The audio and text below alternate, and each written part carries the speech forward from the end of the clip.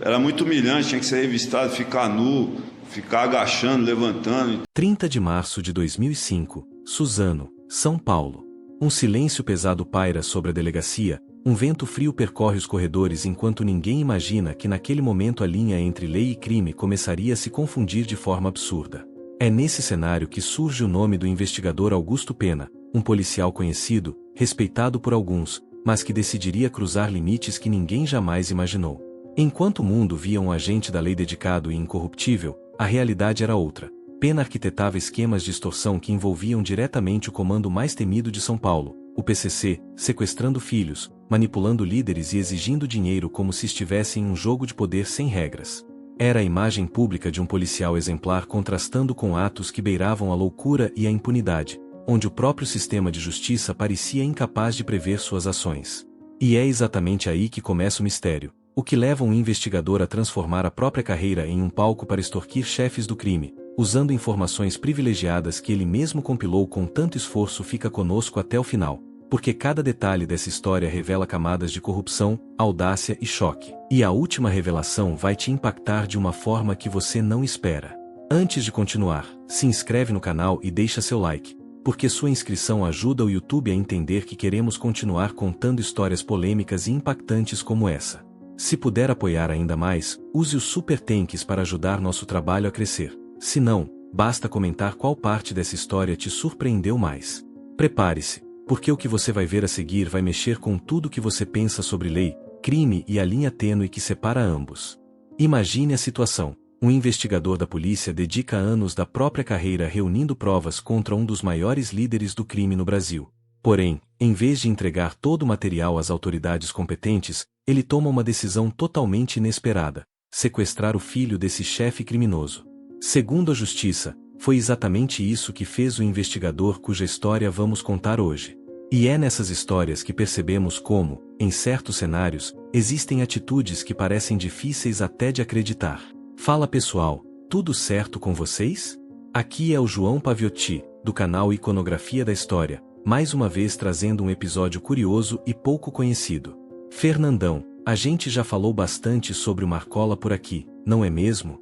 Já produzimos vários vídeos, análises e até um verdadeiro dossiê sobre ele, mostrando diferentes acontecimentos ligados ao famoso líder. Mesmo assim, o caso que vamos abordar agora é algo que muita gente nunca ouviu falar. No período em que Marcola estava no auge da influência dentro da organização, várias pessoas enxergaram ali uma chance de se aproximar do poder e tentar tirar algum tipo de vantagem. E é justamente nesse cenário que se encaixa o episódio de hoje. A história gira em torno de um policial civil que decidiu sequestrar o filho de Marcola com o objetivo de obter dinheiro. Tudo isso em um momento em que muitos integrantes da organização buscavam provar lealdade ao novo chefe e conquistar espaço dentro da estrutura. Antes de continuar, se você já acompanha o canal, deixa o like aí. E quem ainda não é inscrito, aproveita para se inscrever e fortalecer o trabalho. Agora fica a pergunta: será que o plano desse policial terminou como ele imaginava? Será que ele conseguiu dar um verdadeiro checkmate nessa situação? Fica com a gente até o final para entender todos os detalhes dessa história. Fernandão, solta a vinheta. O episódio que vamos relatar aparece de forma completa no livro Checkmate, escrito pelo jornalista Josmar Josino, que acompanhou o caso de perto na época. Essa obra é menos conhecida do autor, já que normalmente falamos mais de Cobras e Lagartos e de outros trabalhos dele. Ainda assim, Checkmate revela muitos acontecimentos importantes relacionados ao período posterior à ascensão de Marco Williams Erbas Camacho dentro da organização criminosa em São Paulo. O livro também aborda as consequências de diversos acontecimentos que ocorreram antes de 2006 e os primeiros desafios enfrentados por Marcola ao assumir uma posição central na liderança do grupo. Vale lembrar que ele não foi o fundador da organização, mas acabou se tornando um dos líderes mais influentes e respeitados durante muitos anos. Parte disso aconteceu porque ele ampliou a presença da organização em diversas unidades prisionais e adotou uma estratégia diferente de outros líderes, como José Márcio Felício e César Augusto Roriz da Silva, que utilizavam métodos muito mais violentos. Marcola preferia, em muitos casos, recorrer ao diálogo e à persuasão, em vez de aplicar violência indiscriminada. Essa postura contribuiu para que ele conquistasse respeito não apenas dentro das prisões, mas também entre criminosos que atuavam nas ruas. Quando a organização surgiu em 1993, Marcola era visto apenas como mais um líder entre outros nomes importantes, como Edir Minambrósio. Porém, os fundadores originais como Geleião, Cezinha e Misael Silva ainda possuíam maior autoridade e privilégios. Com o tempo, essa dinâmica começou a mudar. O desgaste natural da liderança e conflitos internos provocaram tensões cada vez maiores dentro da organização. Em determinado momento, uma disputa direta aconteceu entre esses líderes e Marcola, envolvendo também outros presos influentes. A situação se agravou após o assassinato de Ana Maria Olivato, que havia sido esposa de Marcola e continuava atuando como advogada dele. De acordo com relatos presentes em investigações e também no livro Cobras e Lagartos, a ordem para executá-la teria partido de Cezinha e de sua esposa. A morte de Ana Olivato provocou uma reação intensa de Marcola. A partir daí ele decidiu mobilizar outros detentos para retirar o poder dos antigos líderes e reorganizar a estrutura da organização.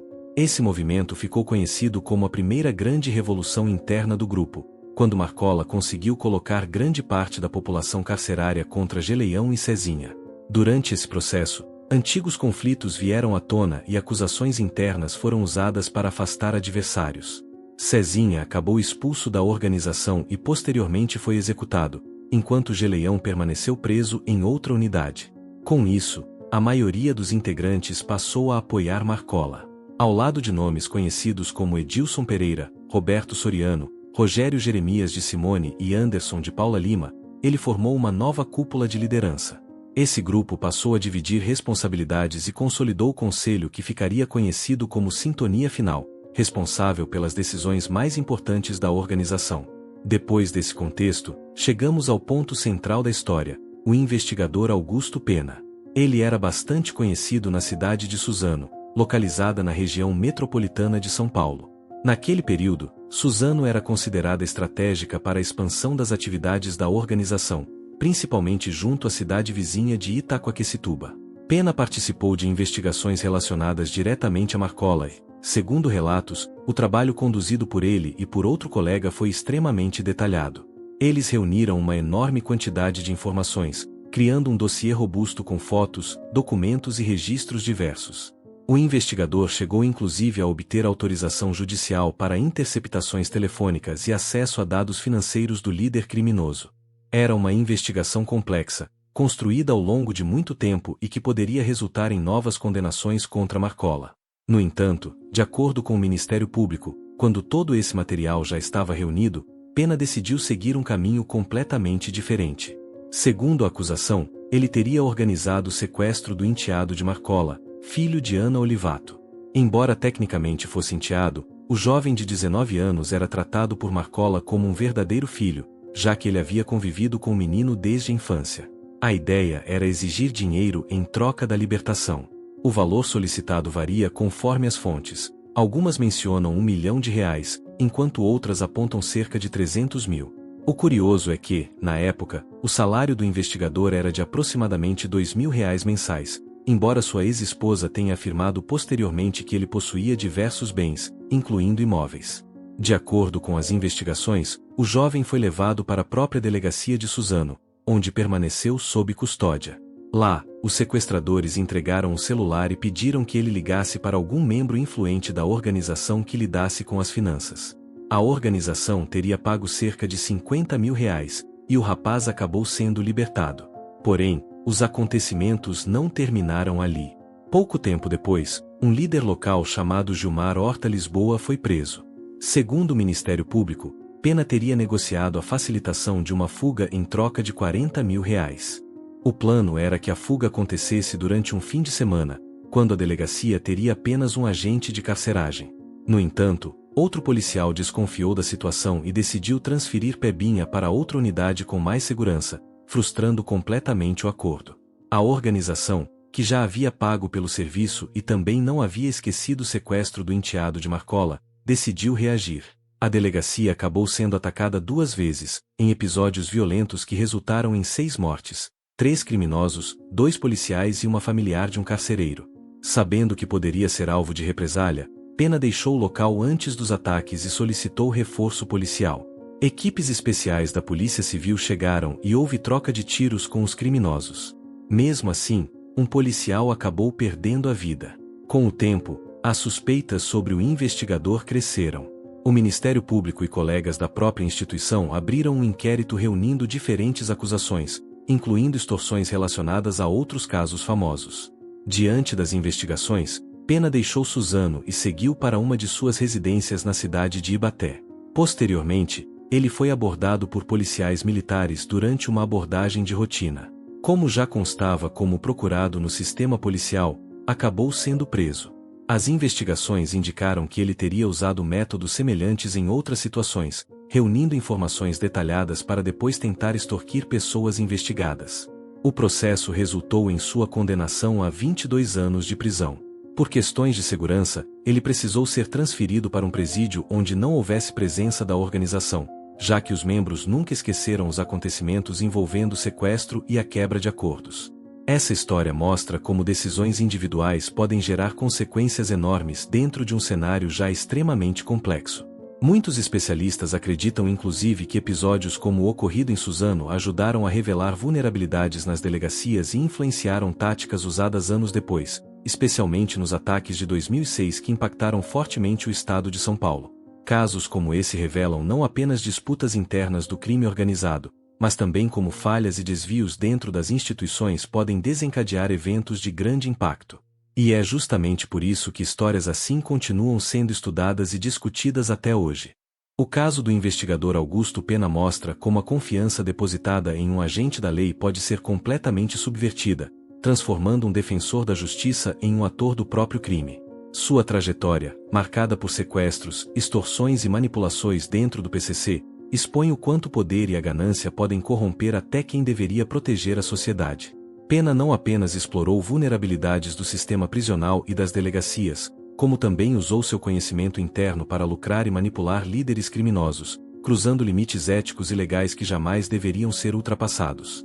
As consequências foram devastadoras: ataques violentos, mortes e uma delegacia fuzilada, mostrando que quando um agente quebra a confiança, os impactos vão muito além de sua própria carreira.